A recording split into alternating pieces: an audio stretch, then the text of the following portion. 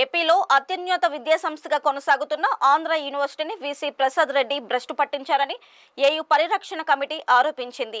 ఏయూలో విద్యార్థి ఉద్యోగ పరిశోధక అధ్యాపక సంఘాలతో ఆంధ్ర యూనివర్సిటీ పరిరక్షణ కమిటీ సమక్షంలో రౌండ్ టేబుల్ సమావేశం నిర్వహించారు. ఈ సందర్భంగా ఏయూ పరిరక్షణ కమిటీ కన్వీనర్ పొన్నాడ శ్రీనివాస్ మాట్లాడుతూ వీసీ ప్రసాద్ రెడ్డి అక్రమాలపై ఎన్నోసార్లు ఫిర్యాదు చేసినా గత వైసీపీ ప్రభుత్వం పట్టించుకోలేదని విమర్శించారు. అంతేగాక ప్రశ్నించే వారిపై దాడులకు పాల్పడ్డారని మండిపడ్డారు. ఇప్పుడు అధికారంలోకి వచ్చిన కూటమి ప్రభుత్వమైన ప్రసాద్ రెడ్డి అక్రమాలపై దర్యాప్తు చేపట్టి కఠిన చర్యలు తీసుకోవాలని విజ్ఞప్తి చేశారు.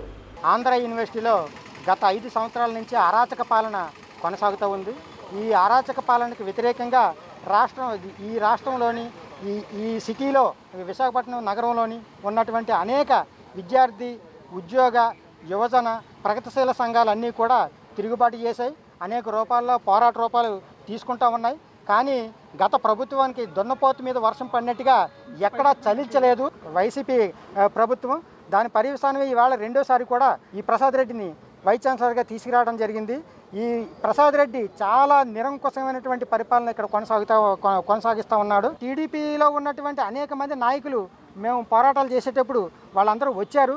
మీకు న్యాయం వచ్చే మా ప్రభుత్వం కానీ వస్తే మేము ఖచ్చితంగా ఇక్కడ ఉన్నటువంటి వాళ్ళందరికీ కూడా మేము న్యాయం చేస్తాం అలాగని చెప్పడం జరిగింది. కానీ కొత్త ప్రభుత్వం వచ్చి 2 వారాలు గడుస్తున్నా సరే ఇప్పటికొచ్చి ఏ రకమైనటువంటి చర్యలు తీసుకున్నటువంటి సందర్భం కనిపించట్లేదు. అందుకనే ఇక్కడ అన్ని సంఘాల నుంచి కూడా ఈ సిటీలో ఉన్నటువంటి 30 ప్రగతిశీల సంఘాలు అన్నీ కూడా ఇక్కడికి వచ్చి రౌండ్ టేబుల్ సమావేశం నిర్వహించి మేము ఇక్కడ ఉన్నటువంటి పరిస్థితులు ఏంటి అనేది ప్రభుత్వానికి తెలియజేయడం కోసం ఇక్కడ రౌండ్ టేబుల్ సమావేశం నిర్వహించుకున్నాం.